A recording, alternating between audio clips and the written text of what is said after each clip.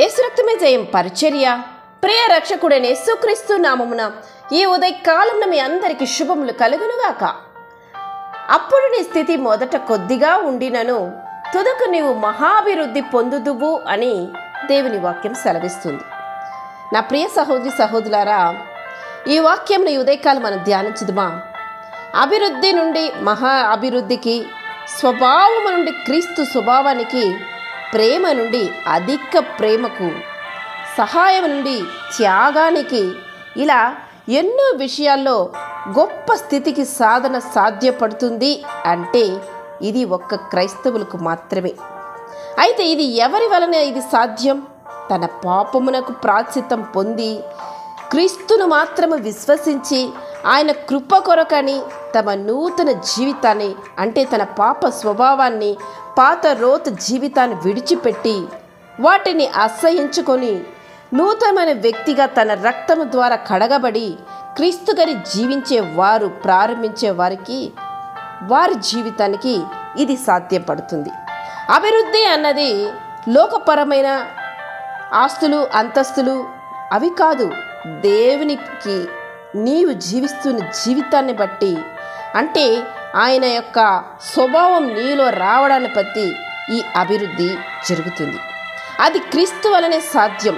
దేవునితో జీవితాన్ని ప్రారంభించిన నీవు ప్రస్తుత కలిగి ఉన్న పరిస్థితిని బట్టి దిగులు చెందకము. దినదినము క్రీస్తు స్వరూపులోనికి మార్పు పొంది మహిమ నుండి అధిక మహిమకు నీవు ఎత్తబడతావు. అలా ఎత్తబడినప్పుడు పూర్తిగా ఆయన బిడలైన నీవు పూర్తి స్వభావము నీవు స్వతంత్రించుకుంటావు. అంటే అలాంటి సమయంలో నీవు ఆయన బిడ్డగా ఇతరులకు పరిచయం చేయబడాలంటే ఆయన యొక్క పూర్తి స్వభావము, ఆయన యొక్క స్వరూపము ఇతరులకు మాదిరికరంగా నీ జీవితం కనుపరచుటయే. నిన్ను చూచిన వారు వీరు క్రైస్తవులు, వీరు దేవుని కుమారులు, దేవుని కుమార్తె అని చెప్పడంతగా నీ యొక్క స్వభావము, నీ యొక్క జీవన శైలి మార్చబడుతుంది. ప్రభు దృష్టికి మిమ్మల్ని మీరు తగ్గించుకొనుడి, అప్పుడు ఆయన మిమ్మల్ని హెచ్చించు. లోకపరమైన ఆశల గురించి, లోకపరమైన వాటిని గురించి ప్రాకులాడక పరిశుద్ధ దేవుని ఆరాధిస్తూ ఆయన యొక్క వ్యక్తిత్వం నీలోనికి రావాలని ఆశతో కలిగి నీవు ఆయన మహిమ పరిచినట్లయితే నీకు దేవుడి యొక్క కృప కనికరము కలుగుతుంది. అలాంటి సమయంలో నీవు నీ ఆత్మీయ జీవితాన్ని బట్టి కూడా నీవు అతిశయింపకూడదు. అది చాలా ప్రమాదకరమని గుర్తించు. ప్రభు దృష్టికి ఎల్లవేళలా నీవు తగ్గింపు తత్వం కలిగి జీవించాలి.